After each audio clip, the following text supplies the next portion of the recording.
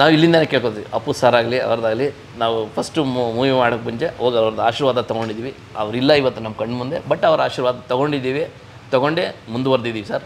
ಇವತ್ತು ಯಾರೇ ದೊಡ್ಡ ಸ್ಟಾರ್ ಕಾಸ್ಟ್ ಆಗ್ಬೋದು, ಶಿವಣ್ಣ ಆಗ್ಬೋದು, ಸುದೀಪ್ ಸರ್ ಆಗ್ಬೋದು, ಮತ್ತು ದರ್ಶನ್ ಸರ್ ಆಗ್ಬೋದು, ಬಟ್ ಅವ್ರು ದೂರದಲ್ಲಿದ್ದರು ನಾವು ಅವ್ರ ಬ್ಲೆಸ್ ಕೇಳಿಕೊಂಡು ನಾವು ಸಿನಿಮಾ ಮಾಡ್ತಾಯಿದ್ದೀವಿ ಸರ್. ಏಕೆಂದರೆ ನಾವಿನ್ನೂ ಚಿಕ್ಕ ಹುಡುಗರು, ಅವ್ರ ಆಶೀರ್ವಾದ ನಮ್ಗೆ ಬೇಕು, ತೊಗೊಂಡು ಮಾಡ್ತಾಯಿದ್ವಿ. ಆ 100 ಸಾರಿ ಸೋತಿದ್ದಕ್ಕೂ ನನಗೆ ಬೇಜಾರಿಲ್ಲ ಸರ್, ಬಟ್ ಖುಷಿಯಾಗಿ ಸ್ವೀಕರಿಸ್ತಾ ಇದೆ. 100 ಸಾರಿನ ಸೋತಿರೋದನ್ನ ಸ್ವೀಕರಿಸ್ತಾ ಇದ್ದೆ, ಬಟ್ ಭಗವಂತ ಒಂದೇ ಸಾರಿ ನಾನು ಗೆಲ್ಲಿಸಿದ್ದು. ಆ ಒಂದೇ ಸಾರಿ ಗೆಲ್ಸಿದ್ದು ಹೇಗಿತ್ತು ಅಂದರೆ, ಒಂದೇ ಮೆಟ್ಲು ಇದ್ದನು 10ನೇ ಮೆಟ್ಲು ತೊಗೊಂಡೋಗಿಟ್ಟ ಅಷ್ಟೇ. ಜೀವನ ಅನ್ನೋದು ಇಷ್ಟೇ ಸರ್. ಯಾವತ್ತೂ ನಾವು ಸೋತಿದ್ದೀವಿ ಅಂತ ಜಿಗುಪ್ಸೆಯಾಗಿ ಇವತ್ತು ನನ್ನ ಮುಖದಲ್ಲಿ ಏನು ಸ್ಮೈಲ್ ಇದೆಯೋ ಸರ್, ಆ 100 ಸಾರಿ ಸೋತಾಗೂ ಅದೇ ಸ್ಮೈಲ್ ಇತ್ತು ಸರ್. ಇವತ್ತೊಂದು ಸಿನಿಮಾ ಮಾಡಿ ಇನ್ನೊಂದು ಸಿನಿಮಾ ಮಾಡದೇ ಇರೋ ಥರ ಫಸ್ಟ್ ನಾನು ಸೆಟ್ಲ್ ಆಗಬೇಕು. ಆ ಪೊಸಿಷನ್ಗೆ ಬಂದಮೇಲೆ ನಾನು ಒಂದು ಸಿನಿಮಾ ಮಾಡಿದ್ರೆ ನನಗೊಂದು ಬೆಲೆ ಸರ್. 1 ವಾರ ಶೂಟ್ ಮಾಡ್ತಾರೆ, 10 ದಿನ ಶೂಟ್ ಮಾಡ್ತಾರೆ, ಶೂಟ್ ಮಾಡಿ ಏನು ಮಾಡ್ತಾರೆ ನಿಲ್ಲಿಸ್ತಾರೆ. ಯಾಕೆಂದರೆ ನನಗೊಂದು ಕನಸಿರೋದು, ನಾನು ಆ ಥರ ಶೂಟ್ ಮಾಡಿ ನಿಲ್ಲಿಸಬಾರ್ದು. ಪ್ರಾಜೆಕ್ಟಿಂದ ನನಗೆ ಬೇರೆ ಪ್ರಾಜೆಕ್ಟ್ಗಳು ಸಿಗಬೇಕು. ನಾ ಈ ಪ್ರಾಜೆಕ್ಟ್ ಒಪ್ಕೊಂಡಿರೋ ರೀಸನ್ನೇ ಅದು. ಯಾಕಂದರೆ ಆ ಕ್ಯಾರೆಕ್ಟರಿಗೆ ಅಷ್ಟು ಡೆಪ್ತ್ ಇದೆ, ಆ ಕ್ಯಾರೆಕ್ಟರಿಗೆ ಅಷ್ಟು ಪರ್ಫಾರ್ಮೆನ್ಸ್ ಕೊಡೋ ಅಷ್ಟು ಪ್ಲೇಸ್ ಇದೆ ಅಂತ ಹೇಳ್ಬಿಟ್ಟು. ದೊಡ್ಡ ದೊಡ್ಡ ಆರ್ಟಿಸ್ಟ್ಗಳಿಗೆ ಬೇಕಾಬಿಟ್ಟು ಪ್ರಾಜೆಕ್ಟ್ ಸಿಗುತ್ತೆ, ಹೀರೋಯಿನ್ಸ್ಗಳಿಗೆ ಅಷ್ಟು ಸಿಗಲ್ಲ ಸರ್. ಹೀರೋಯಿನ್ಸ್ಗಳು 4-5 ಪ್ರಾಜೆಕ್ಟಲ್ಲಿ ಗುರುಸ್ಕೊಂಡ್ರು ಇಂಡಸ್ಟ್ರೀಲಿ, ಆಮೇಲೆ ಇಲ್ದಿದ್ರೆ ಎದ್ದೇಳೋಕ್ಕಾಗೋದಿಲ್ಲ ನಮಗೆ. ಮೂವಿ ನೋಡಿ ಬಂದೆ, ಬಸ್ಸಿಲ್ಲ ವಾಪಸ್ ಹೋಗೋಕ್ಕೆ, ಬಸ್ಸಿಲ್ಲ. ಆಮೇಲೆ ಯೋಚನೆ ಮಾಡ್ಕೊಂಡು ಕೂತು ಏನು ಮಾಡೋದು ಅಂದ್ಬಿಟ್ಟು ಮೆಜೆಸ್ಟಿಕ್ ಬಂದೆ, ಬಸ್ಸಿಲ್ಲ. ಸರಿ ಅಲ್ಲಿಂದ ಏನೋ ಮಾಡಿ ಬನಶಂಕರಿ ಅನ್ಕೋದೆ, ಅಲ್ಲಿಂದ ನೋಡಿ ಬಸ್ಸಿಲ್ಲ. ವೆಯ್ಟ್ ಮಾಡ್ಕೊಂಡು ಕುತ್ಕೊಂಡಿದ್ದೆ ಅಲ್ಲಿ. ಬಸ್ ಸ್ಟ್ಯಾಂಡಲ್ಲಿ ಯಾರೂ ಇಲ್ಲ ಸರ್, ಒಬ್ಬನೇ. 11 ಆಯಿತು, 12 ಆಯಿತು. ಆಮೇಲೆ ಒಂದು ಜೀಪ್ ಬಂದು ಯಾವುದೋ ಅಂದರೆ ಮೆಟೆಡೋರು ಬರ್ತಾಯಿಲ್ಲ ಆ ಥರ. ಅವರು ಒಂದು ಶಬರಿಮಲೆ ಟ್ರಿಪ್ ಹೋಗಿ ಬಂದಿದ್ದವರು ಅವರು. ಆಮೇಲೆ ನೋಡಿದ್ರೆ ನಮ್ಮ ಕನಕಪುರದವ್ರು ಅವರು. ನಾವೇನೋ ಮಾಡೋಕ್ಕೆ ಹೊರಟಾಗ ಈಸಿಯಾಗಿ ಆದಾಗ 100ಕ್ಕೆ 90% ಜನ ತುಂಬ ಸ್ಟ್ರಗಲ್ ಮಾಡಿ ಮುಂದೆ ಹೋಗ್ತಾರೆ. ಒಬ್ಬ ಮಾತ್ರ ಗೆಲ್ತಾನೆ. ಆ 99 ಜನ ನಿಧಾನ ಪ್ರಿಪೇರ್ ಆಗ್ತಾ ಬರ್ತಾರೆ. ಅದಕ್ಕೊಂದಷ್ಟು ವರ್ಷ. ಇದು ನಂದು ಸುಮಾರು ಉದಾಹರಣೆ ಇದೆ ಸರ್. ನನ್ನ ಜೀವನದಲ್ಲಿ ನಾನು 100 ಸಾರಿ ಸೋತಿದ್ದೀನಿ ಸರ್, ಬಟ್ ಆದರೆ ಒಂದೇ ಸಾರಿ ನಾನು ಗೆದ್ದಿದ್ದು. ಆ ಒಂದು ಸಾರಿ ಗೆದ್ದಿದ್ದು ನಾನು ಬೇರೆ ಮಟ್ಟಿಗೆ ತಂದುಬಿಟ್ಟು. ಆ 100 ಸಾರಿ ಸೋತಿದ್ದಕ್ಕೂ ನನಗೆ ಬೇಜಾರಿಲ್ಲ ಸರ್, ಬಟ್ ಖುಷಿಯಾಗಿ ಸ್ವೀಕರಿಸ್ತಾ ಇದೆ. 100 ಸಾರಿನ ಸೋತಿರೋದನ್ನ ಸ್ವೀಕರಿಸ್ತಾ ಇದ್ದೆ, ಬಟ್ ಭಗವಂತ ಒಂದೇ ಸಾರಿ ನಾನು ಗೆಲ್ಲಿಸಿದ್ದು. ಆ ಒಂದೇ ಸಾರಿ ಗೆಲ್ಸಿದ್ದು ಹೇಗಿತ್ತು ಅಂದರೆ, ಒಂದೇ ಮೆಟ್ಲು ಇದ್ದನು 10ನೇ ಮೆಟ್ಲು ತೊಗೊಂಡೋಗಿಟ್ಟ ಅಷ್ಟೇ. ಜೀವನ ಅನ್ನೋದು ಇಷ್ಟೇ ಸರ್. ಯಾವತ್ತೂ ನಾವು ಸೋತಿದ್ದೀವಿ ಅಂತ ಜಿಗುಪ್ಸೆಯಾಗಿ ಇವತ್ತು ನನ್ನ ಮುಖದಲ್ಲಿ ಏನು ಸ್ಮೈಲ್ ಇದೆಯೋ ಸರ್, ಆ 100 ಸಾರಿ ಸೋತಾಗೂ ಅದೇ ಸ್ಮೈಲ್ ಇತ್ತು ಸರ್. ಈ ಸಾರಿ 100 ಸಾರಿ ಗೆದ್ದಾಗೂ, ಒಂದು ಸಾರಿ ಗೆದ್ದ ಮೇಲೂ ಅದೇ ಸ್ಮೈಲ್ ಇದೆ. ಅವತ್ತೇನಿದ್ದೀನೋ ಇವತ್ತು ಜನಗಳ ಹತ್ರ ಆಗಲಿ ವಿಶ್ವಾಸ ಹಂಗೆ ಇಟ್ಕೊಂಡಿದ್ದೀನಿ, ಅಷ್ಟೇ ಇದ್ದೀನಿ. ಅವತ್ತೇನು ಮಾತಾಡ್ತಾಯಿದ್ದೀನಿ ಇವತ್ತು ಅದೇ ಮಾತಾಡ್ತೀನಿ. ನಾವು ಬೇರೆ ಯಾವುದೇ ರೀತಿಯಲ್ಲಿ ನಾನು ಚೇಂಜಸ್ ಇಲ್ಲ. ಅವರೇ ಹೇಳ್ತಾರೆ, ಜನಗಳಿಗೆ ಗೊತ್ತು ಸರ್. ಅದು ನನ್ನ ಮಗನಿಗೂ ಅದೇ ಕಲಿಸಿದ್ದೀನಿ ಸರ್. ನಾನು ಪರ್ಸ್ನಲ್ ಮನೇಲಿ ಆ್ಯಸ್ ಅವ್ರ ಮಗನ ಕೇಳಿದೆ. ಈಗೆಲ್ಲ ಅಂದರೆ ಈ ಮಾತು ಹೇಳೋವಾಗ ನಿಮ್ಮ ಮಗನ ಕಣ್ಣಲ್ಲಿ ನೀರಿತ್ತು. ನಾನು ಅವ್ರಿಗೆ ಪರ್ಸ್ನಲಾಗಿ ಮನೆಗೆ ಕೇಳಿದೆ ಸರ್. ಮನೇಲಿ ಇದ್ದಾಗ ಮಗನ ಕೇಳಿದೆ, ಆರ್ಟಿಸ್ಟ್ ಹಾಕಿದ್ರೆ ಮಗನ ಕೇಳಿದೆ. 20 ವರ್ಷ ನಿಮ್ಮ ಟೈಮ್ ಬೇಕಾಗಿಲ್ಲ ಸಿನಿಮಾ ತೆಗಿಯೋಕ್ಕೆ. ಯಾಕೆ 20 ವರ್ಷ? ಯಾಕಂದರೆ 20 ವರ್ಷ ಅಂದರೆ ಸರ್ ಎಷ್ಟೊಂದು ಜನ ಆ ಕನಸನ್ನೇ ಬಿಟ್ಬಿಡ್ತಾರೆ. ಥ್ಯಾಂಕ್ಸು. ಇನ್ನೊಂದಷ್ಟು ಜನ ಗುರಿ ಇಟ್ಕೊಂಡು ಅದನ್ನೇ ಅಂದ್ಕೊಂಡು ಮಾಡ್ತಾರೆ. ನಾನು ಕೇಳಿದೆ 20 ವರ್ಷ ಏನಕ್ಕೆ ಟೈಮ್ ತೊಗೊಂಡ್ರಿ ಅಂತ. ಅವರೊಂದೇ ಮಾತು ಹೇಳಿದ್ರು, ಇವತ್ತೊಂದು ಸಿನಿಮಾ ಮಾಡಿ ಇನ್ನೊಂದು ಸಿನಿಮಾ ಮಾಡದೇ ಇರೋ ಥರ ಫಸ್ಟ್ ನಾನು ಸೆಟ್ಲ್ ಆಗಬೇಕು. ಆ ಪೊಸಿಷನ್ಗೆ ಬಂದಮೇಲೆ ನಾನು ಒಂದು ಸಿನಿಮಾ ಮಾಡಿದ್ರೆ ನನಗೊಂದು ಬೆಲೆ. ಅಲ್ಲಿ ಗುರಿ ನನಗೇನೇನಿದೆಯೋ, ನನ್ನ ಕಮಿಟ್ಮೆಂಟ್ಸ್ ಆಗಲಿ ಏನಿದೆಯೋ ಎಲ್ಲ ಸ್ಟೆಪ್ ಬೈ ಸ್ಟೆಪ್ ಎಲ್ಲ ಕ್ಲಿಯರ್ ಆದಮೇಲೆ ಎಲ್ಲ ನೀಟಾಗಿ ನಾನು ಒಂದು ಸೆಟಲ್ ಆದಮೇಲೆ ನಾನು ಸಿನಿಮಾ ಮಾಡಿದ್ದೀನಿ. ಅದೊಂದು ಖುಷಿ ಇದೆ ನನಗೆ. ನಾನು ಪ್ರತಿಯೊಂದು ನೋಡ್ಕೊಂಬಂದಿದ್ದೀನಿ ಸರ್. ಏಕೆಂದರೆ ಸುಮಾರು ಸಿನಿಮಾಗಳು ಸರ್ 1 ವಾರ ಶೂಟ್ ಮಾಡ್ತಾರೆ, 10 ದಿನ ಶೂಟ್ ಮಾಡ್ತಾರೆ, ಶೂಟ್ ಮಾಡಿ ಏನು ಮಾಡ್ತಾರೆ ನಿಲ್ಲಿಸ್ತಾರೆ. ಯಾಕೆಂದರೆ ನನಗೊಂದು ಕನಸಿರೋದು, ನಾನು ಆ ಥರ ಶೂಟ್ ಮಾಡಿ ನಿಲ್ಲಿಸಬಾರ್ದು. ಆಮೇಲೆ ನಾನು ಒಂದೇ ಶೆಡ್ಯೂಲಲ್ಲಿ ಮಾಡಬೇಕು ಅಂತ ಡೈರೆಕ್ಟರ್ ಹತ್ರ ಪ್ರಾಮಿಸ್ ಮಾಡ್ಕೊಂಡಿದ್ದೆ ಸರ್. ಒಂದು ಶೆಡ್ಯೂಲಲ್ಲಿ ಮಾಡಬೇಕು ಅಂತ ಪ್ರಾಮಿಸ್ ಮಾಡ್ಕೊಂಡು ಅದಾಗಿಲ್ಲ. ಒಂದು 4-5 ದಿನ ಅಷ್ಟೇ ಬ್ರೇಕ್ ಆಯಿತು, ಬಟ್ ಬಿಟ್ಟಿಲ್ಲ ನಾನು ಡೈರೆಕ್ಟರ್ನ. ಆ ಥರದ ಮೈಂಡ್ಸೆಟ್ ಇರೋ ನಿರ್ಮಾಪಕರಿಂದ ಏನಾಗುತ್ತೆ ಗೊತ್ತಾದರೆ, ಅದರ ಮೇಲೆ ಕನಸು ಕಟ್ಕೊಂಡಂತಹ ನಿರ್ದೇಶಕರು ಅವ್ರ ಲೈಫ್ ಸ್ಟಕ್ ಆಗುತ್ತೆ ಸಿನಿಮಾ ನಿಂತೋದಾಗ. ಅದು ಯಾವ ಸಿನಿಮಾಗಳಿಗೂ ಆಗ್ಬಾರ್ದು ಅಂತ ನಾನು ಬಯಸ್ತೀನಿ. ಜೊತೆಗೆ ಒಂದಷ್ಟು ಜನ ಆಲ್ವೇಸ್ ಸುದ್ದಿಯಲ್ಲಿ ಇರ್ತಾರೆ, ಅಂದರೆ ಸೋಷಿಯಲ್ ಮೀಡಿಯಾದಲ್ಲಿ. ಅಂದರೆ ನಾನು ಇವ್ರು ಫೇಸ್ಬುಕ್ಕಲ್ಲಿ ಆಲ್ಮೋಸ್ಟ್ ನಿಮ್ದು ಇವೆಂಟ್ ಇರೋದೆಲ್ಲ ನೀವು ಹಾಕ್ತಿರ್ತೀರಿ. ಈ ಸಿನಿಮಾ ಎಷ್ಟು ಪ್ಲಸ್ ಪಾಯಿಂಟ್ ಆಗುತ್ತೆ ನಿಮಗೆ ಸರ್? ಒಬ್ಬರು ಡೈರೆಕ್ಟರು ಈ ಮೂವಿನ ನೋಡಿಬಿಟ್ಟು ಒಬ್ಬರು ಆರ್ಟಿಸ್ಟಾಗಿ ನನ್ನ ನೋಡಿದ್ರೆ, ಹೀರೋಯಿನಿಗಿಂತ ಒಬ್ಬರು ಆರ್ಟಿಸ್ಟಾಗಿ ನೋಡಿದ್ರೆ ಅವ್ರಿಗೆ ಮನಸ್ಸಲ್ಲಿ ಬರುತ್ತೆ ಈ ಹುಡುಗಿಯಿಂದ ಕೆಲಸ ತೆಗೆಸ್ಬೋದು ಅಂತ. ಅಷ್ಟು ಪ್ರಯತ್ನ ಪಟ್ಟಿದ್ದೀನಿ ನಾನು. ನನಗೇನಂತ ಹೇಳಿದ್ರೆ, ಈ ಪ್ರಾಜೆಕ್ಟಿಂದ ನನಗೆ ಬೇರೆ ಪ್ರಾಜೆಕ್ಟ್ಗಳು ಸಿಗಬೇಕು. ನಾ ಈ ಪ್ರಾಜೆಕ್ಟ್ ಒಪ್ಕೊಂಡಿರೋ ರೀಸನ್ನೇ ಅದು. ಯಾಕಂದರೆ ಆ ಕ್ಯಾರೆಕ್ಟರಿಗೆ ಅಷ್ಟು ಡೆಪ್ತ್ ಇದೆ, ಆ ಕ್ಯಾರೆಕ್ಟರಿಗೆ ಅಷ್ಟು ಪರ್ಫಾರ್ಮೆನ್ಸ್ ಕೊಡೋ ಅಷ್ಟು ಪ್ಲೇಸ್ ಇದೆ ಅಂತ ಹೇಳ್ಬಿಟ್ಟು. ಸೊ ಈಗ ನಾವು ಏನೇ ಮೂವಿ ಮಾಡಿದ್ರು ಅದ್ರ ಹಿಂದಿನ ಏನು ಅರ್ಥ ಇರುತ್ತೆ ಅಂತ ಹೇಳಿದ್ರೆ, ಈ ಪ್ರಾಜೆಕ್ಟ್ನ ನೋಡಿ ಯಾವುದೋ ಒಂದು ಒಳ್ಳೆ ಪ್ರೊಡಕ್ಷನಾ ಅಥವಾ ಯಾವುದೋ ಒಬ್ಬರು ಡೈರೆಕ್ಟರಾ, ಓಕೆಪ್ಪ ಈ ಹುಡುಗಿ ಮಾಡಿದಾಳೆ ಇವಳ ಹತ್ರ ತೆಗೆಸ್ಲಿ ಅಂತ ಅಷ್ಟು ಬಂದರೆ ಸಾಕು ಸರ್ ನನಗೆ. ಅದಕ್ಕೋಸ್ಕರ ಯಾಕಂತ ಹೇಳಿದ್ರೆ ಈಗ ನಾವು ಈಗ ರೀಸೆಂಟ್ಲಿ ನಾವೀಗ ಪ್ರಮೋಷನ್ ಸ್ಟಾರ್ಟ್ ಮಾಡಿದ್ದೀವಿ. ತುಂಬ ಮೂವೀಸ್ಗಳು ಆ ಥರ ಪ್ರಮೋಷನ್ಸೇ ಮಾಡ್ತಾ ಇಲ್ಲ. ಏನು ಮಾಡ್ತಾರೆ ಅಂತ ಹೇಳಿದ್ರೆ ಮೂವಿಗೆ ಅಷ್ಟೇ ದುಡ್ಡು ಇಟ್ಕೊಂಡಿರ್ತಾರೆ, ಆಮೇಲೆ ರಿಲೀಸಿಗೂ ದುಡ್ಡಿರಲ್ಲ, ಪ್ರಮೋಷನಿಗೂ ದುಡ್ಡಿರೋದಿಲ್ಲ. ಎಲ್ಲ ಅವಾಗ ಏನಂತಾರೆ ತುಂಬ ಕಂಜೆಕ್ಟೆಡ್ ಆಗಿ ಮೂವಿನ ಇದು ಮಾಡ್ತಾರೆ. ಏನಾಯಿತು 2-3 ಡೇಸಲ್ಲಿ ಹೋಗ್ಬಿಡುತ್ತೆ. ಆದರೆ ಎಷ್ಟು ಕಷ್ಟಪಟ್ಟಿರ್ತೀವಿ ಗೊತ್ತಾ ಮೂವಿ ಎಂಟರು. ಇದು ಸರ್ 15-20 ಡೇಸ್ ಶೂಟಿಂದ ಅಲ್ವೇ ಅಲ್ಲ, ಒಂದು ಇಡೀ ಟೀಮು ರಿಲೀಸ್ ಆಗೋದಂದರೆ 1.5 ವರ್ಷದ ತನಕ ಹೋಗ್ಬಿಡುತ್ತೆ. ಅಷ್ಟೋ ತನಕ ನಾವು ಟೀಮ್ ಜೊತೆ ಹೆಂಗೆ ಕನೆಕ್ಟೆಡ್ ಆಗಿರ್ತೀವಿ ಅಂದರೆ ಎನಿ ಟೈಮ್ ಅವ್ರು ಏನಾದ್ರು ಹೇಳಿದ್ರೆ ನಾವು ಇಲ್ಲೆಲ್ಲೋ ಅಡ್ಜಸ್ಟ್ ಮಾಡ್ಕೊಂಡು ಬಂದುಬಿಡ್ತೀವಿ, ಯಾಕಂದರೆ ಕಷ್ಟಪಟ್ಟಿದ್ದೀವಿ ಅಂತ ಹೇಳಿಬಿಟ್ಟು. ಅದಕ್ಕೆ ಕಂಪೇರ್ ಮಾಡಿದ್ರೆ ಇವ್ರ ಪ್ರಮೋಷನ್ ನೋಡಿದ್ರೆ ನೀವೇ ನೋಡ್ತಾ ಇದ್ದೀರಲ್ಲ ಎಷ್ಟು ಬ್ಯಾಕ್ ಟು ಬ್ಯಾಕ್ ಪ್ರಮೋಷನ್ ಆಯಿತು ಅಂತೇಳಿ. ಇದಿರಬೇಕು ಸರ್. ಯೂಶ್ವಲಿ ಏನು ಮಾಡಬೇಕಂತ ಹೇಳಿದ್ರೆ ಎಲ್ಲ ಇಟ್ಕೊಂಡೇ ಸ್ಟಾರ್ಟ್ ಮಾಡಲಿ ಅಲ್ಲ, ಅರ್ಧಂಬರ್ಧ ಮಾಡಿಬಿಟ್ಟು ಲಾಸ್ಟಿಗೆ ಇಟ್ಟಾಗ ಡೈರೆಕ್ಟ್ರ್ ಕನಸು ಹೊಡೆದೋಗುತ್ತೆ, ಹೀರೋಯಿನ್ಸ್ಗಳು ಕನಸು ಹೊಡೆದೋಗುತ್ತೆ, ಕೆಲಸ ಮಾಡಿರೋರು ಕನಸುಗಳು ಹೊಡೆದೋಗುತ್ತೆ. ದೊಡ್ಡ ಆರ್ಟಿಸ್ಟ್ಗಳಿಗೆ ಬೇಕಾಬಿಟ್ಟಿ ಪ್ರಾಜೆಕ್ಟ್ ಸಿಗುತ್ತೆ, ಹೀರೋಯಿನ್ಸ್ಗಳಿಗೆ ಅಷ್ಟು ಸಿಗಲ್ಲ ಸರ್. ಹೀರೋಯಿನ್ಸ್ಗಳು 4-5 ಪ್ರಾಜೆಕ್ಟಲ್ಲಿ ಗುರುಸ್ಕೊಂಡ್ರು ಇಂಡಸ್ಟ್ರೀಲಿ, ಆಮೇಲೆ ಇಲ್ದಿದ್ರೆ ಎದ್ದೇಳೋಕ್ಕಾಗೋದಿಲ್ಲ ನಮಗೆ.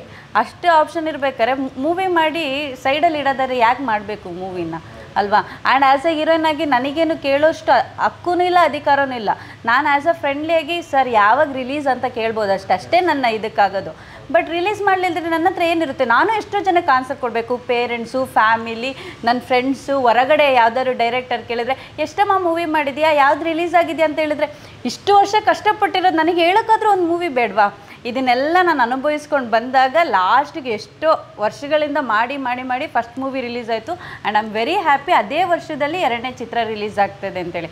ಅಂದರೆ ಹಿಂದ್ಗಡೆ ನೋಡಿದಾಗ ಓ ಮೈ ಗಾಡ್ ಅಷ್ಟು ಕಷ್ಟಪಟ್ಟಿದ್ದಕ್ಕೆ ಒಂದೊಂದೇ ರಿಲೀಸ್ ಆಗ್ತಾ ಬರ್ತದೆ ಅಂತೇಳಿ. ಸೊ ನನಗೆ ಇವ್ರು ಪ್ರಮೋಷನ್ ಮಾಡೋದು I am very much happy. On set ಆಗಿರ್ಬೋದು, ಬಿಫೋರ್ ಮೂವಿ ಸ್ಟಾರ್ಟ್ ಮಾಡೋದಕ್ಕಿಂತ ಮುಂಚೆ ಆಗಿರ್ಬೋದು, ಈಗ ಪ್ರಮೋಷನ್ ಆಗಿರ್ಬೋದು, ಈ ಟೀಮು ನನಗೆ ತುಂಬ ಒಳ್ಳೆ ಸಾಥ್ ಕೊಟ್ಟಿದ್ದಾರೆ. ಎನಿಥಿಂಗ್ ಅಪ್ಡೇಟ್ ಮಾಡ್ತಾರೆ ನನಗೆ, ಡೈರೆಕ್ಟರ್ ಆಗಿರಲಿ, ಹೀರೋ ಆಗಿರಲಿ ಅಥವಾ ಪ್ರೊಡ್ಯೂಸರ್ ಯಾರಾದ್ರೂ ಅಪ್ಡೇಟ್ ಮಾಡಿಬಿಡ್ತಾರೆ. ಅಂದರೆ ನಮ್ಮನ್ನ ಬಿಟ್ಬಿಡೋದಿಲ್ಲ, ಅವಾಯ್ಡ್ ಮಾಡೋದಿಲ್ಲ, ಬಿಟ್ಬಿಡೋದಿಲ್ಲ. ಕೆಲವೊಂದು ಟೀಮ್ ಅವ್ರು ಅಪ್ಡೇಟೇ ಮಾಡೋದಿಲ್ಲ, ಲಾಸ್ಟಿಗೆ ಹೇಳ್ತಾರೆ ಹಿಂಗೆ ಆಗಿದೆ ಅಂತೇಳಿ. ಇವ್ರು ಹಂಗಲ್ಲ, ಎವ್ರಿಥಿಂಗ್ ಅಪ್ಡೇಟ್ ಮಾಡ್ತಾರೆ. ಇವತ್ತು ನೋಡಿ, ಇವತ್ತು ಚಾನೆಲ್ ಎಷ್ಟು ಚಾನೆಲ್ ಬಂತು ಅಂತೇಳಿ ಲಿಸ್ಟ್ ಬಂತು ನನಗೆ, ಇಷ್ಟಿಷ್ಟು ಬರ್ತದೆ ಅಂತೇಳಿ, ಹಿಂಗೆ ಪ್ರಿಪೇರ್ ಆಗಿರಿ ಅಂತ ಹೇಳ್ಬಿಟ್ಟು. ಅಷ್ಟಿರಬೇಕು ಸರ್. ಅವು ಕೊಟ್ಟರೆ ತಾನೇ ನಮಗೂ ಅನಿಸುತ್ತೆ ಓಕೆ ನಾವು ಹೋಗಬೇಕು ಅಂತ ಹೇಳ್ಬಿಟ್ಟು. ಅದನ್ನ ಕೊಟ್ಟಿದ್ದಾರೆ ನನಗೆ ಈ team. Sir as a fan ಆಗಿ ಅಂದರೆ ಒಂದು ನಾನು ರೀಕಾಲ್ ಬೇಕು ಅಂದರೆ ನಿಮಗೆ ತುಂಬ ಇಷ್ಟವಾದಂತಹ ಒಂದಷ್ಟು ನಟರ ಸಿನಿಮಾಗಳನ್ನು ನೀವು ಅಂದರೆ ಥಿಯೇಟ್ರಿಗೆ ಹೋಗಿ ಆ ರಶಲ್ಲಿ ಆ ಟಿಕೆಟ್ ತೊಗೊಂಡ್ರಲ್ಲಿ ಕೈ ಹಾಕಿ ಟಿಕೆಟ್ ತೊಗೊಂಡು ಥಿಯೇಟ್ರ್ ಒಳಗಡೆ ಹೋಗಿ ವಿಜಯ್ ಹೊಡೋದು ಅದೆಲ್ಲ ಸೆಲೆಬ್ರೇಷನ್ ಆಗಿರ್ತವೆ. ಸುಮ್ಮನೆ ಕನೆಕ್ಟ್ ಮಾಡೋದಾದರೆ ಸಿನಿಮಾ ಬರೋದಕ್ಕೆ ಒಂದಷ್ಟು ಪ್ರೇರಣೆ ಆಗೋದಾದರೆ ಅಣ್ಣವ್ರ ಸಿನಿಮಾಗಳು ಜಾಸ್ತಿ ನೋಡಿದ್ದೀನಿ. ಅದು ಬಿಟ್ಟ ಮೇಲೆ ರವಿಚಂದ್ರನ್ ಸಿನಿಮಾಗಳು ಜಾಸ್ತಿ ನೋಡಿದ್ದೀನಿ. ರವಿಚಂದ್ರನ್ ಸಿನಿಮಾ ನೀವು ಹೇಳಿದ್ರಲ್ಲ ಅದೇ ಥರ ಯಾರೇ ನೀನು ಚೆಲುವೆ ಸಿನಿಮಾ ನೋಡೋಕೆ ಬಂದಿದ್ದೆ.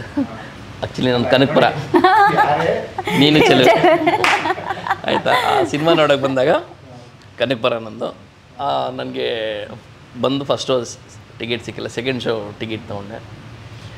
ಆಮೇಲೆ ನಂದು ಪಾಲಿಸಿ ಅಂದರೆ ರಿಲೇಷನ್ ಮನೆಗೆಲ್ಲ ನಾನು ಹಾಗಾಗಿ ಸುಮ್ಮನೆ ಹಂಗೆ ಹೋಗೋದಿಲ್ಲ. ನನಗೊಂದು ಅಟ್ಯಾಚ್ ಎಲ್ಲ ಜಾಸ್ತಿ ಇತ್ತು ಸರ್. ನಾನು ಒಂದು ಲೆವೆಲ್ ಬೆಳೆಯೋ ತನಕ ಯಾರ ಮನೆಗೆ ಹೋಗಬಾರ್ದು ಅಂತ. ಸೆಕೆಂಡ್ ಶೋ ಮೂವಿ ನೋಡಿದೆ ಸರ್. ಮೂವಿ ನೋಡಿ ಬಂದೆ, ಬಸ್ಸಿಲ್ಲ ವಾಪಸ್ ಹೋಗೋಕ್ಕೆ, ಬಸ್ಸಿಲ್ಲ. ಆಮೇಲೆ ಯೋಚನೆ ಮಾಡ್ಕೊಂಡು ಕೂತು ಏನು ಮಾಡೋದು ಅಂದ್ಬಿಟ್ಟು ಮೆಜೆಸ್ಟಿಕ್ ಬಂದೆ, ಬಸ್ಸಿಲ್ಲ. ಸರಿ ಅಲ್ಲಿಂದ ಏನೋ ಮಾಡಿ ಬನಶಂಕರಿ ಅಂತ ಅನ್ಕೋದೆ. ಅಲ್ಲಿಂದ ನೋಡಿ ಬಸ್ಸಿಲ್ಲ, ವೆಯ್ಟ್ ಮಾಡ್ಕೊಂಡು ಕುತ್ಕೊಂಡಿದ್ದೆ. ಅಲ್ಲಿ ಬಸ್ ಸ್ಟ್ಯಾಂಡಲ್ಲಿ ಯಾರೂ ಇಲ್ಲ ಸರ್, ಒಬ್ಬನೇ. 11 ಆಯಿತು, 12 ಆಯಿತು. ಆಮೇಲೆ ಒಂದು ಜೀಪ್ ಬಂದು ಯಾವುದೋ ಅಂದರೆ ಮೆಟೆಡೋರು ಬರ್ತಾಯಿಲ್ಲ ಆ ಥರ. ಅವರು ಒಂದು ಶಬರಿಮಲೆ ಟ್ರಿಪ್ ಹೋಗಿ ಬಂದಿದ್ದವರು ಅವರು.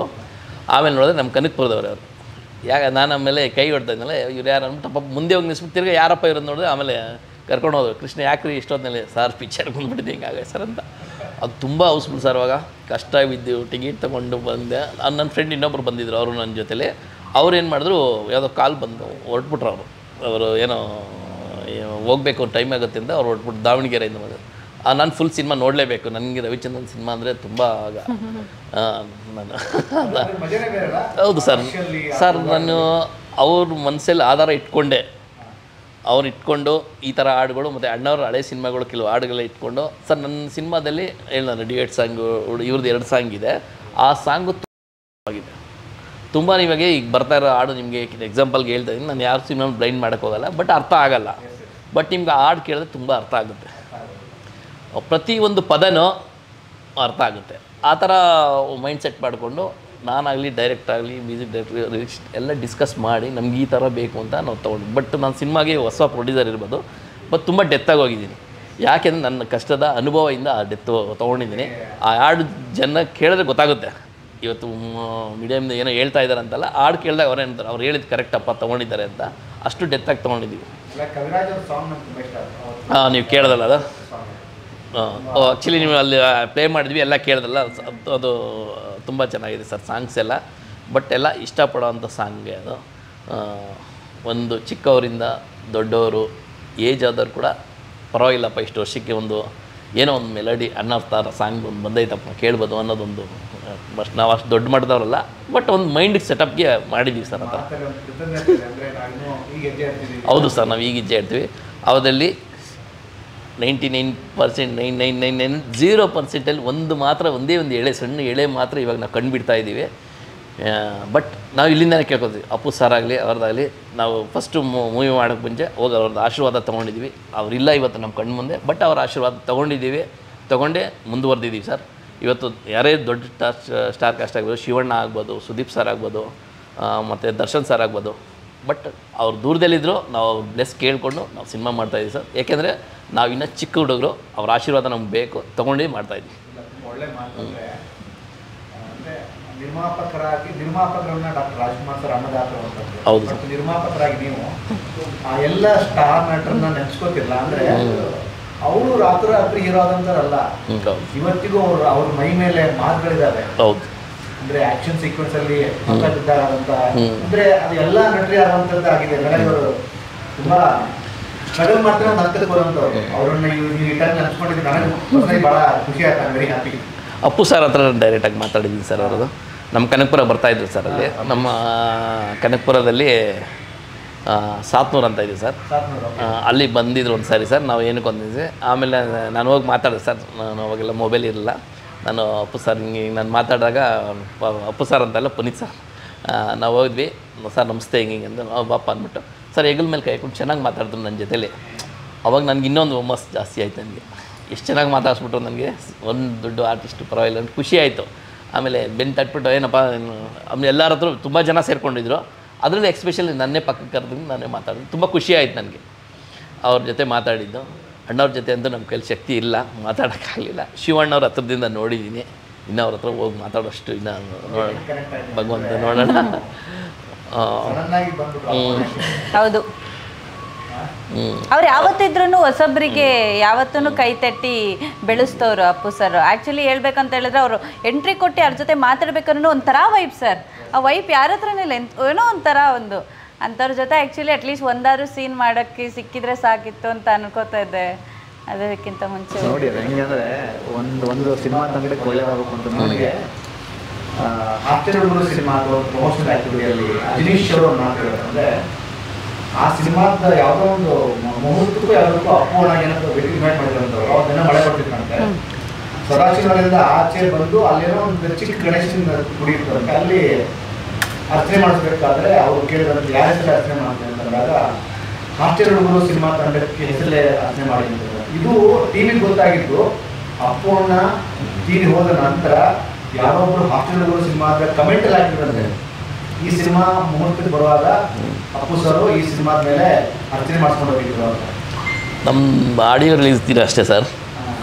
ಎಲ್ಲ ಫ್ಯಾಮಿಲಿಯೆಲ್ಲ ಬಂದು ನಾವು ಬರೋಕ್ಕೆ ಮುಂಚೆ ಬೆಳಗ್ಗೆ ಎಷ್ಟೊತ್ತಿಗೆ ಫಸ್ಟು ರಾಘವೇಂದ್ರ ಸ್ವಾಮಿ ಟೆಂಪಲ್ಗೆ ಹೋದ್ವಿ. ಮುಗಿಸ್ಕೊಂಡು ಅಪ್ಪು ಸರ್ ಹತ್ರ ಹೋಗಿ ಅಲ್ಲಿ ಕೈ ಮುಕ್ಕೊಂಡು ಇಬ್ಬರೂ ಒಂದು ಬ್ಲೆಸ್ ಬೇಕು ಅಂತ ಸರ್. ಅದು ಖಂಡಿತ ಅವ್ರು ಇವತ್ತಿದ್ದಿದ್ರೆ ತುಂಬ ಇಷ್ಟಪಡ್ತೀನಿ. ಯಾರೂ ಅವ್ರನ್ನ ಹೇಟ್ ಮಾಡಲ್ಲ, ಎಲ್ಲರೂ ಪ್ರೀತಿ ಮಾಡ್ತಾರೆ. ಯಾಕಂದರೆ ನಾನು ರೀಸೆಂಟ್ಲಿ ಈಗ ಅದೇ ಅಪ್ಪು ಸರ್ ಬಗ್ಗೆನೇ ನಾನು ಈಗ ರೀಸೆಂಟ್ಲಿ ಒಂದು ಸಲ ಯಾರೋ ಒಬ್ಬರು ಡೈರೆಕ್ಟ್ರ್ ಕೇಳಿದ್ದೆ, ಮಕ್ಕಳೆಲ್ಲ ವೆಯ್ಟ್ ಮಾಡ್ತಿದ್ರು ಅಂತ ಹೇಳ್ಬಿಟ್ಟು ಅವ್ರು ಶೂಟಿಂಗ್ ಆದಮೇಲೂ ಕೂಡ ಬೇರೆಯವ್ರದ್ದೆಲ್ಲ ಆಗೋ ತನಕ ಕಾದು ಅವ್ರಿಗೆ ಡಿಸ್ಟರ್ಬ್ ಮಾಡಿದೆ. ಆಮೇಲೆ ಎಲ್ಲ ಮಕ್ಳಿಗೂ ಸೆಲ್ಫಿ ಕೊಡ್ತಾರೆ. ಅಷ್ಟು ಹಂಬಲ್, ದೊಡ್ಡ ಸ್ಟಾರ್ ಅವರು ಆ್ಯಕ್ಚುಲಿ, ಅಷ್ಟು ಹಂಬಲ್ ಈಗಲೂ ಕೂಡ. ನಾನು ನೇಚರ್ ಓಂ ಶಿವಂ ಬಗ್ಗೆ ಮಾತಾಡೋದಕ್ಕೆ ಅಂತ ಬಂದೆ, ಬಟ್ ಗೊತ್ತಾದಂಗೆ ಒಂದೊಂದು ವಿಷಯ ಕನೆಕ್ಟ್ ಆಗ್ತದೆ. ಯಾವುದೂ ಪ್ಲಾನ್ ಅಲ್ಲ, ಹೌದು, ನಾನು ಯಾರ ಬಗ್ಗೆನೂ ಪ್ಲಾನ್ ಮಾಡ್ತಿರೋದಲ್ಲ. ಬಟ್ ಅದು ಆಟೋಮೆಟಿಕ್ಲಿ ಬಂದಾಗ ನಿಮ್ಮ ತಂಡಕ್ಕೆ ಒಂದು ಎನರ್ಜಿ ಬರಬೇಕು. ಹೌದು, ಆ ನಟರ ಒಂದು ಹಾದಿ ನಿಮಗೊಂದು ಇನ್ಸ್ಪೈರ್ ಆಗೋದು, ನಿಮ್ಗೆ ಆ ಥರ ಕಾಣಿಸ್ತಾನೆ. ಅದು ಆ್ಯಸ್ ಅ ಹೀರೋಗಿಂತ ಮುಂಚೆ ಅದೇ ಫ್ಯಾನ್ ಆಗಿ ಯಾವ ಹೀರೋ ಸಿನಿಮಾ ಕಾಡಿದೆ ನಿಮಗೆ ಸಾಕತ್ತು ಅಂತ? ಸರ್ ಬಿಂದಾಸ್ ಅಪ್ಪು ಸರ್ದವಾಗ ಬಿಂದಾಸ್ ಅಂತ ಅದು ಥಿಯೇಟ್ರಿಯಲ್ಲಿ ರಿಲೀಸ್ ಆಯಿತು. ಅದೇ ನಾನು PVRಗೆ ಫಸ್ಟ್ ಬಂದು ನೋಡಿದ್ದು ನಾನು. ನನಗೆ ಹೋಗಿದ್ದೆ ಥಿಯೇಟರ್ಸ್ಗೆಲ್ಲ, ಆದರೆ PVR ಅವಾಗ ಲಾಂಚ್ ಆಗಿದ್ದು. ಹಾಗೋಗಿ ಸಿನಿಮಾನ ಅವಾಗ ನಾನು ಒಂದು ಸ್ಕ್ರೀನಲ್ಲಿ ಕಾಣಿಸ್ಬೇಕು, ಸ್ಕ್ರೀನ್ ಶೇರ್ ಮಾಡಬೇಕು ಅಂತ ಒಂದು ಆಸೆ ಇತ್ತು. ಆದರೆ ಅವ್ರದ್ದು ಸಿನಿಮಾ ಸರ್ ಇವತ್ತಿಗೂ ಯಾವುದು ಫ್ರೀ ಇದ್ದಾಗ ಯಾವ್ದಾದ್ರು ಒಂದು ಸಿನಿಮಾ ನೋಡ್ತಾನೆ ಇರ್ತೀವಿ.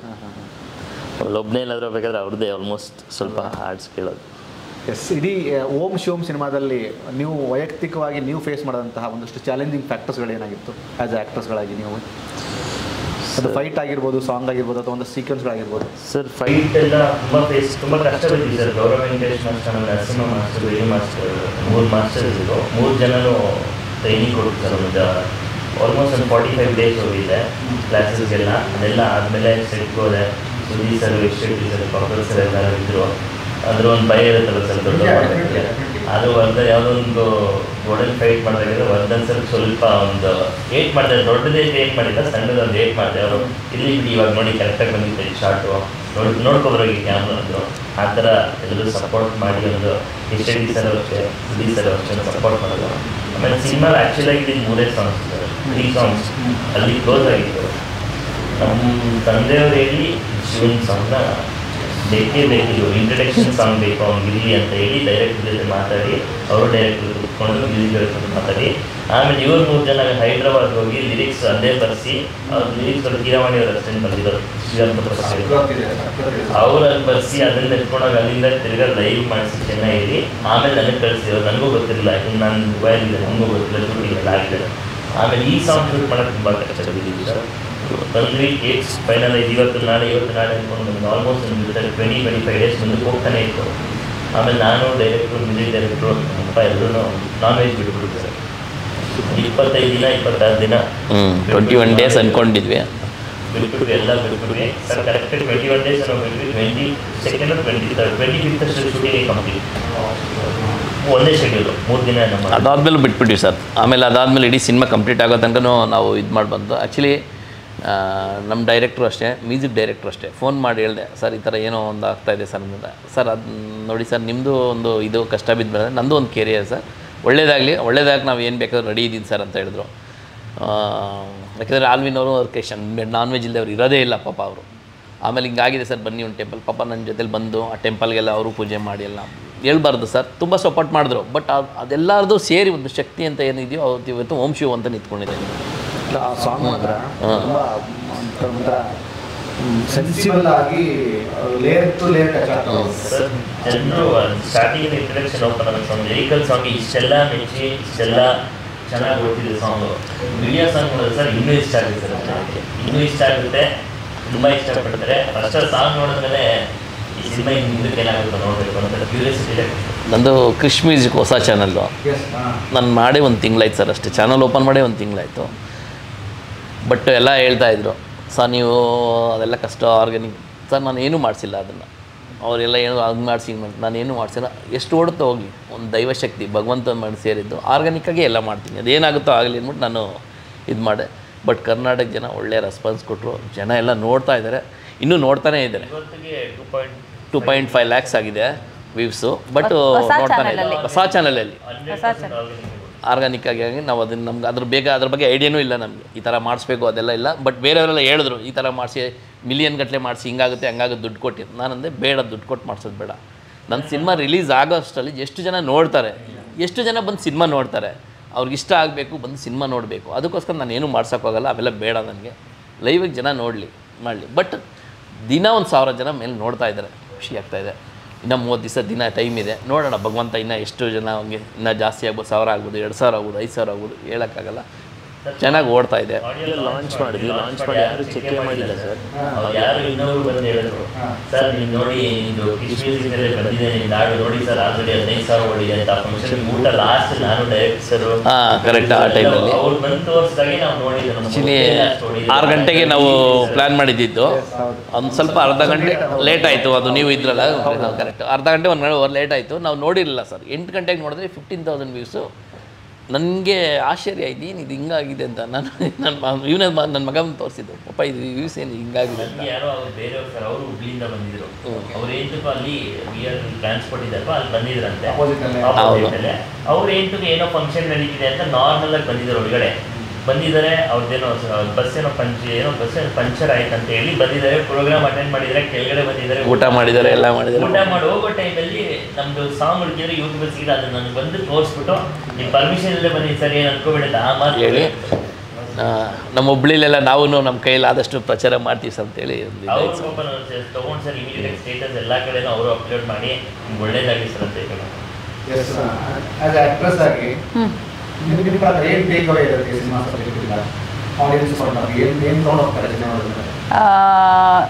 ಇದಕ್ಕಿಂತ ಮುಂದಿನ ಕ್ವಶನ್ಸ್ ಅದು ಆ್ಯಕ್ಚುಲಿ ನಂಗೆ ಗೊತ್ತಿಲ್ಲ ಬೇರೆಯವರಿಗೆಲ್ಲ ಹೇಗೆ ಫೀಲ್ ಆಗುತ್ತೆ ಅಂತೇಳಿ, ಬಟ್ ನನಗೆ ಪರ್ಟಿಕ್ಯುಲರ್ಲಿ ಒಂದೆರಡು ಕಲ್ಲು ಮುಳ್ಳಲ್ಲೆಲ್ಲ ಓಡ್ಕೊಂಡು ಹೋಗೋದು ಬರೀ ಕಾಲಲ್ಲಿ ತುಂಬ ಡಿಫಿಕಲ್ಟ್ ಆಯಿತು. ವೆರಿ ತುಂಬ ಡಿಫಿಕಲ್ಟ್ ಆಯಿತು. ಆ್ಯಕ್ಚುಲಿ ಹೇಳ್ಬೇಕಂತ ಹೇಳಿದ್ರೆ girls are very sensitive. But ಆದರೆ ಏನನ್ಸುತ್ತೆ ಒಂದು ಸಲ ಆ್ಯಸ್ ಅ ಆ್ಯಕ್ಟರ್ ಆಗಿ ನಾನು ಡೈರೆಕ್ಟರಿಗೆ ನಾನು ಏನು ಬೇಕು ಅನ್ನೋದನ್ನ ಕೊಡೋದು ನನ್ನ ಜವಾಬ್ದಾರಿ. ಅಲ್ಲಿ ನಾನು ಆಗಲ್ಲ ಅಂತ ಹೇಳೋಕ್ಕಾಗಲ್ಲ. ಆ್ಯಂಡ್ ಮೋರ್ ದೆನ್ ದಟ್ ನಮ್ಮ ಡೈರೆಕ್ಟ್ರು ಕೇಳೋಂಥವ್ರು ಅಲ್ಲ. ಅವ್ರು ಹೇಳಿದ್ರು ಆಲ್ರೆಡಿ ನಮ್ಮ ಡೈರೆಕ್ಟ್ರು ರಾಕ್ಷಸ ಸೆಟ್ಟಿಗೆ ಬಂದರೆ ಅಂತೇಳಿ. ನಮ್ಮ ಡೈರೆಕ್ಟ್ರು ಕೇಳಲ್ಲ, ಅದಾಗಬೇಕು ಅಂತ ಹೇಳಿದ್ರೆ ಆಗಬೇಕು. ಇವತ್ತು ಈಗ ನಾನು ಅದನ್ನ ತೆಗೆದ್ಬಿಟ್ಟು ನೋಡಿದಾಗ ನಾನು ನೋಡ್ಬೇಕಾದ್ರೆ ನನಗೆ ಖುಷಿಯಾಗುತ್ತೆ. ವಾವ್, ನಾನು ಆ್ಯಕ್ಚುಲಿ ಹೊಸಬ್ಳೆ, ನನ್ನ ನಿಲ್ಲಿಸ್ಕೊಂಡು ನಮ್ಮ ಡೈರೆಕ್ಟ್ರು ನನ್ನ ಹತ್ರ ಇಷ್ಟು ಮಾಡಿಸಿದ್ರಲ್ವ ಅಂತ. ಇನ್ನೊಂದು ಸೀನು ತುಂಬ ಚಿಕ್ಕ ಜಾಗದಲ್ಲಿ ಅಲ್ಲೆಲ್ಲ ಸ್ನೇಲ್ಸ್ ಎಲ್ಲ ಇತ್ತು, ಅಲ್ಲಿಂದ ನನ್ನ ಮರ ಹತ್ತೋದೆಲ್ಲ ಸೀನ್ ಇತ್ತು. ಇಲ್ಲ ಯಾರೋ ಡೈರೆಕ್ಟರು ಇಲ್ಲ ಸೀದಾ ಹಂಗೆ ಓಡೋಗಮ್ಮ ಹೇಳ್ಬೋದಲ್ವ, ಓಡೋಗಮ್ಮ ಸಂಧೆ ಆಗೇನಂತ, ಮರ ಎಲ್ಲ ಹತ್ಸೋದೇನಕ್ಕೆ, ಏನಾದ್ರು ಹೆಚ್ಚು ಕಮ್ಮಿನೂ ಆಗ್ಬೋದಲ್ವ ಅಲ್ಲಿ. ಅದರ ಇಲ್ಲ, ಇದಿದ್ದರೆ ಒಂದು ಡೆಪ್ತ್ ಬರುತ್ತೆ. ಆ ರಾನೆಸ್ ಬೇಕು ನನಗೆ, ಆ ಕಷ್ಟ ನಿನಗೆ ಕಾಣಿಸ್ಬೇಕು. ಅದು ಕಾಣಿಸ್ಬೇಕು ಅಂದರೆ ಆ ಥರ ತೋರಿಸಿದ್ರೆ ತಾನೇ ಜನಕ್ಕೆ ಅದು ಕನೆಕ್ಟ್ ಆಗೋದು. ಅದನ್ನ ತೆಗ್ಸೋದು ಆ ಡೈರೆಕ್ಟರು ಹೇಗೆ ಮಾಡಿಸಿದ್ದಾರೆ ಗೊತ್ತಾ, ಅದು ಈಗ ನೋಡಬೇಕಾದ್ರೆ ಖುಷಿಯಾಗುತ್ತೆ. ಎಷ್ಟೇ ಕಷ್ಟಪಟ್ಟಿದ್ರು ಏನೇ ಮಾಡಿದ್ರು ಈ ಔಟ್ಪುಟ್ ನೋಡುವಾಗ ವಾವ್ ಎಂಥ ಒಂದು ಒಳ್ಳೆ ಸಬ್ಜೆಕ್ಟ್ ಮಾಡಿದೆ ಅಂತ ಫೀಲ್ ಬರುತ್ತೆ. ಆ್ಯಂಡ್ ಈಗ ಇದರಿಂದ ಏನು ತಗೊಂಡೋಗ್ಬೋದು ಅಂತ ಹೇಳಿದ್ರೆ, ಅಪ್ಪ ಹುಡುಗ ಮಗ ಮತ್ತು ಅಮ್ಮನ ಪ್ರೀತಿ ಹೇಗಿರುತ್ತೆ, ಮಗಳು ಮತ್ತು ಅಮ್ಮನ ಪ್ರೀತಿ ಹೇಗಿರುತ್ತೆ, ಒಂದು ಈ ಟೀನೇಜ್ ವಯಸ್ಸಲ್ಲಿ ಹುಡುಗ ಹುಡುಗಿ ಪ್ರೀತಿ ಏನಿರುತ್ತೆ ಆ ಪ್ರೀತಿನ ಉಳಿಸ್ಕೋತಾರ ಅಥವಾ ಬಿಡ್ತಾರ, ಅಥವಾ ಏನಾದ್ರು ಪ್ರಾಬ್ಲಮ್ ಆದಾಗ ಅದನ್ನ ಫೇಸ್ ಮಾಡ್ತಾರೆ. ಈಗ ಪ್ರಾಬ್ಲಮ್ಸ್ ಗೊತ್ತಲ್ಲ, ಎಲ್ಲ ಒಟ್ಟಿಗೆ ಬರುತ್ತೆ. ಈವನ್ ಮೂವಿಲಾದರೂ ಆಗಲಿ ನಿಜ ಆಗಲಿ ಬಂದರೆ ಎಲ್ಲನೂ ಒಟ್ಟಿಗೆ ಬರುತ್ತೆ. ಆದರೆ ಆ ಚಿಕ್ಕ ಏಜಲ್ಲಿ ಈ ಏಜಲ್ಲಿ ಸ್ವಲ್ಪ ಹೇಗೆ ಫೇಸ್ ಮಾಡ್ತಾರೆ ಅನ್ನೋದು ಅದೆಲ್ಲ ನೋಡ್ಬೇಕಾದ್ರೆ ಒಂದು ಸೊಸೈಟಿಗೆ ಮೆಸೇಜ್ ಇದೆ. ಇದೇನಂತ ಹೇಳಿದ್ರೆ ಹೀರೋಯಿನ್ ಅಂತ ಹೇಳಿದ್ರೆ ಸೀದಾ ಮರ ಸುತ್ತಕೊಂಡು ಒಂದು ಸಾಂಗು ಒಂದೆರಡು ಸೀನ್ ಅಲ್ವೇ ಅಲ್ಲ. ಈ ಥರ ಸ್ಕ್ರಿಪ್ಟ್ ಮಾಡೇ ಅಲ್ಲ ಆಲ್ವಿನ್ ಸರ್ ಮಾಡಿರೋ ಸಬ್ಜೆಕ್ಟ್ ಹೇಗಿದೆ ಅಂತ ಹೇಳಿದ್ರೆ ಕೂತ್ಕೊಂಡ್ರೆ ಅಲ್ಲಿ ನೀವು ಶಿವ ಮತ್ತು ಅಂಜಲಿನ ನೋಡ್ತೀರಾ, ಭಾರ್ಗವ್ ಮತ್ತು ವಿರಾನಿಕಾ ನೋಡೋದಿಲ್ಲ. ಯಾಕಂತ ಹೇಳಿದ್ರೆ ನಮ್ದು ಅಷ್ಟು ತರೋ ಮಾಡಿರೋದು, ಅಷ್ಟು ಪ್ರಾಕ್ಟೀಸ್ ಕೊಟ್ಬಿಟ್ಟು ಮಾಡಿರೋದು. ನಾನು ಅವಾಗ ಮಾಡ್ಬೇಕಾದ್ರೆ ಒಂದೆರಡು ಸಬ್ಜೆಕ್ಟ್ ಮೂವಿ ಮಾತ್ರ ಶೂಟ್ ಮಾಡಿದ್ದಷ್ಟೇ, ಯಾವುದೂ ರಿಲೀಸ್ ಆಗಿರಲಿಲ್ಲ. ಅದಕ್ಕೆ ಕನ್ಸಿಡರ್ ಮಾಡಿದ್ರೆ ನಾನು ವೆರಿ ನ್ಯೂ ಕಮ್ಮರು. ನನ್ನ ಮೂವಿ ಈಗಲೂ ಕೂಡ ಯಾವುದೇ ಮೀಟಿಂಗಿಗೆ ಹೋದ್ರು ಎಷ್ಟು ಮೂವಿ ರಿಲೀಸ್ ಆಯ್ತಮ್ಮ ಅಂತ ಕೇಳ್ತಾರೆ ವಿನ ಎಷ್ಟು ಮೂವಿ ಮಾಡಿದ್ಯಾ ಅಂತ ಕೇಳೋದಿಲ್ಲ. ಅಂಟಿಲ್ ರಿಲೀಸ್ ಆದಮೇಲೆ ಅದಕ್ಕೊಂದು ವ್ಯಾಲ್ಯೂ ಇರೋದು, ಗೊತ್ತಾಯ್ತಲ್ವಾ. ಅದನ್ನು ನಾನು ಆಲ್ರೆಡಿ ತುಂಬ ಫೇಸ್ ಮಾಡಿದ್ದೀನಿ. ಇದಕ್ಕೆ ನಾನು ಹೊಸ ನ್ಯೂ ಕಮ್ಮರು. ಆವಾಗ ಇವರು ಮತ್ತು ಪ್ರೊಡ್ಯೂಸರ್ ನಿಂತ್ಕೊಂಡು ಇಲ್ಲ ಈ ಹುಡುಗಿ ಮಾಡ್ತಾಳೆ ಅಂತ ಮಾಡಿಸಿದ್ರು ಅಲ್ವಾ. ಅದಕ್ಕೆ ನನಗೆ ತುಂಬ ಖುಷಿ ಇದೆ. ಆ್ಯಕ್ಚುಲಿ ಈಗ ಪ್ರಮೋಷನ್ ಆದರೂ ಆಗಿರ್ಬೋದು, ಈಗ ನಾನು ಮಾಡಿರೋದಾದ್ರೂ ನೋಡ್ಬೋದು, ಹುಡುಕಿದ್ರೂ ಸಿಗ್ತಾ ಇರಲಿಲ್ಲ ನನಗೆ ಈ ಥರ ಸಬ್ಜೆಕ್ಟ್, ಇಷ್ಟೊಂದು ಸ್ಕ್ರೀನ್ ಸ್ಪೇಸ್ ಕೊಡೋ ಅಂಥ ಸಬ್ಜೆಕ್ಟ್ ಅಲ್ವಾ. ಸೊ ಆ ಲೆಕ್ಕದಲ್ಲಿ very much happy. Thank you so much sir, thank you so much. Om Shiva ನಿಮ್ಮೆಲ್ಲರ ಕೆರಿಯರ್ಗೂ ಒಂದು ದೊಡ್ಡ ಮಟ್ಟದ ಸಕ್ಸಸ್ಸನ್ನು ತಂದುಕೊಡಿ ಅಂತ ತುಂಬ ಒಳ್ಳೆ